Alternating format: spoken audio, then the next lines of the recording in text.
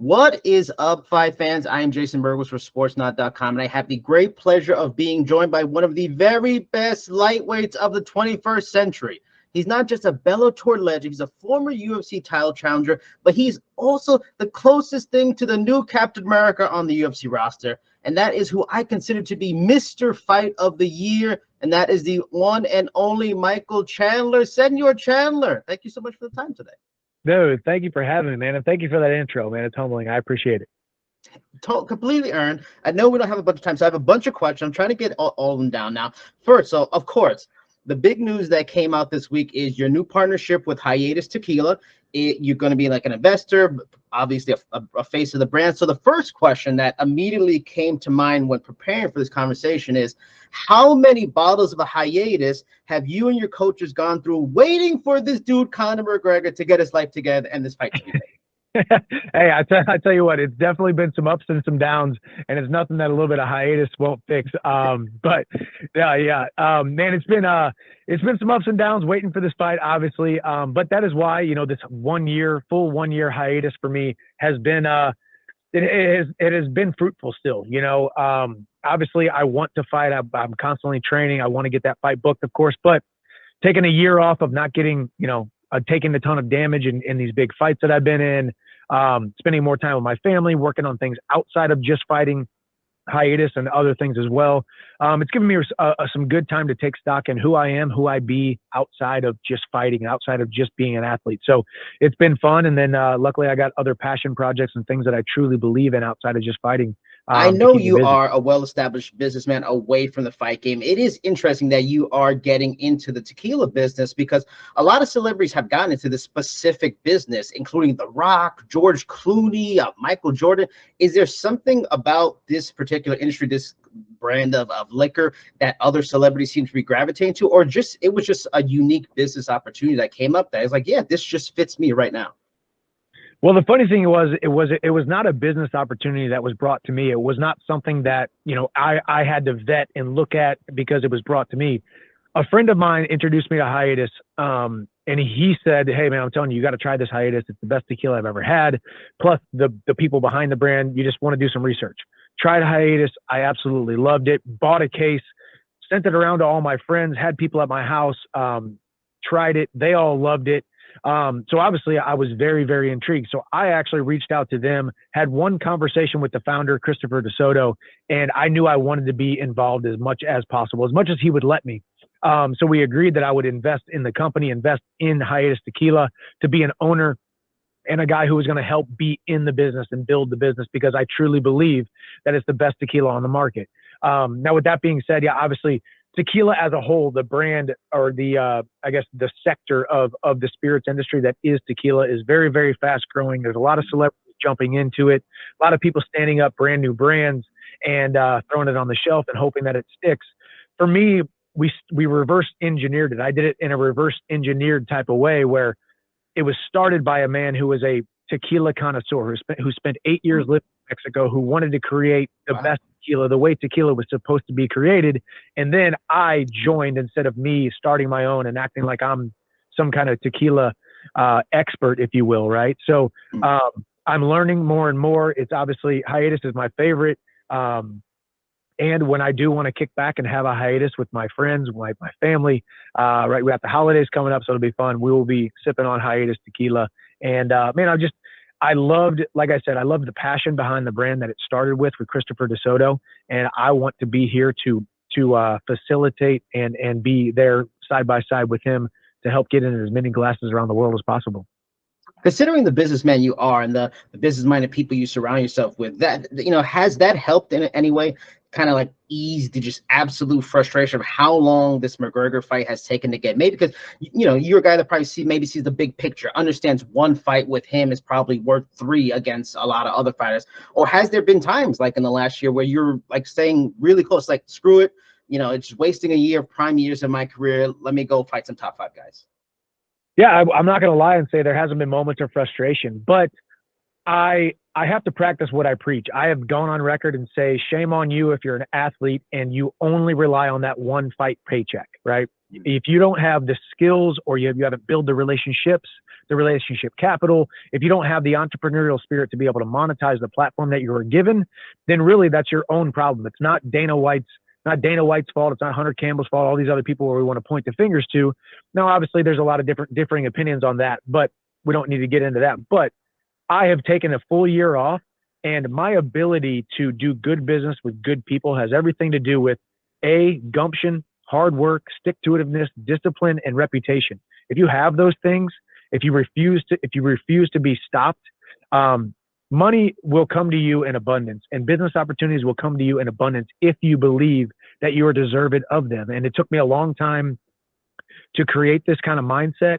I do not believe that money is a bad thing. I do not believe that creating your own path is a bad thing, because he who has not cannot bless not, right? You cannot bless other people unless you continue to build what you're doing and you're passionate about it. So this last year, I've been focused on Hiatus and all the other businesses that I'm a part of, and investments, and doing good business with good people while staying busy and having a ton of time to spend time with my family and actually make the investment in the most important thing, that is my 2 sons and my wife. So, it's been frustrating at times. I'm not going to sit here and lie that it hasn't, but being in limbo and realizing that you have no control frees up so much more energy, because you realize you just let it go and realize, hey, it's going to happen when it's going to happen. And let's focus on what we can control, doing good business with good people and growing.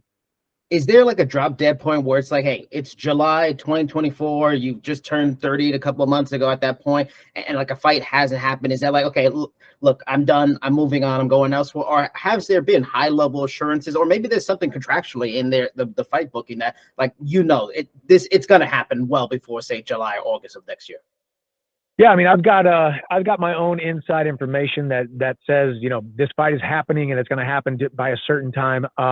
None of that stuff is obviously public knowledge, but I haven't been told exactly when it's going to be, but stay ready, essentially. So yeah, I have not given myself a hard deadline that says, hey, this date we're moving on and we're going to fight the next guy, the next contender, to get me close to that title shot. Because I do believe I still will hold UFC gold by the time that I retire.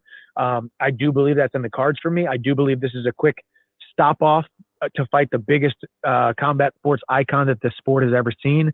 Quick stop off to continue to stake my name and stake my claim as one of the top lightweights in the world. And we're all gonna be better because of it. And I still believe this fight will get booked. I'm fighting Conor next. He's fighting me next. There's no ifs, ands, or buts about it. The greatest comeback in combat sports history goes through one man, and that's Michael Chandler. So we'll see, and hopefully we get that thing announced pretty soon.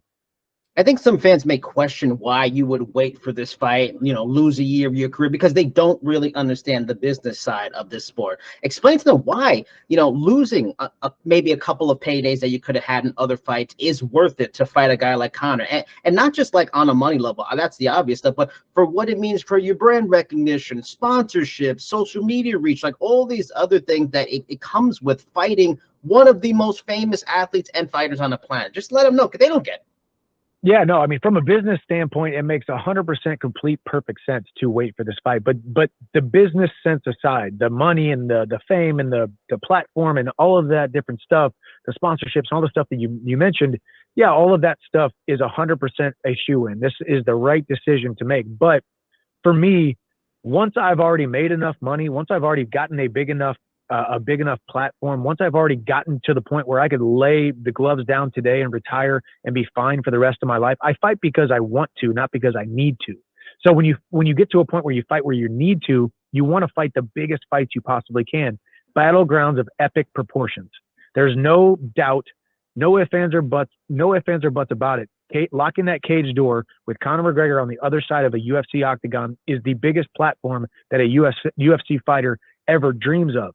So I'm a man of my word. I already accepted this fight. We signed our names to the contract saying that we were going to fight after The Ultimate Fighter. And yeah, that is the principle behind it. And yes, it makes a lot of business sense. And yes, it's what I want to do, because like I said, I don't need to fight anymore. I want to fight, and I want to fight Conor McGregor, and it's going to be at a huge, huge UFC event, wherever it is, whenever it is. I'm going to show up and I'm going to knock him out within the first 2 rounds. All right, two questions left. Honestly, if there was a Bellator Mount Rushmore, you would be on it without a doubt. They recently agreed to a merger with PFL. The goal is to keep the brand, but judging by MMA history, that's probably more short term dream, maybe not as likely long term. What are your lasting memories of Bellator, and where do you think they could have maybe done better to maybe compete more with the UFC, so they didn't have to maybe get in a situation where they're getting merged with one of their rivals that kind of control the brand?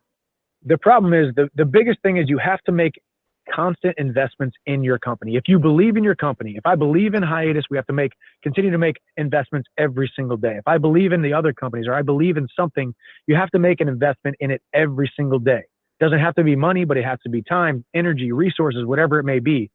The UFC is the #1 fight promotion on the planet, and they will be probably forever, because all they do is reinvest a ton of money every single year, every single week, every single weekend into all of these fights. They are trying to build a huge, huge brand, and they built the entire sport. I'll never forget my first conversation with Dana White. I said, "Hey, Dana, you've never signed one of my paychecks. You haven't paid me one dime, but the way that the UFC built this entire sport, your name has been on every single one of my paychecks because you personally have quarterbacked and championed this entire industry. So I, outside of the UFC, could make a great living." And that was because of him elevating the sport. So what Bellator, PFL, what these other organizations need to do, invest money in making us care, invest money in making us follow the storylines, invest money in making us believe that the fighters that you have are some of the best in the world. That's what the UFC does really, really well. And you can say they're just promoters, but they actually care about the UFC. They care about taking it to the next level.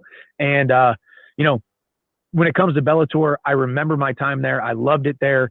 And Bellator was a product, just like Hiatus is a product, but I loved the people behind Hiatus, and that's why I made the investment, right? I love Bellator, the product, but I love the people even more. The phone calls, the text messages that I sent out and got whenever that merger was announced. We're in the people business. It doesn't matter if it's tequila, if it's a fight promotion, if it's media, we're in the people business. And you have to reinvest in people, time, energy, resources, and love. So I wish them the best. My time with Bellator was phenomenal. My time with the UFC has been amazing thus far, and we're going to keep on going.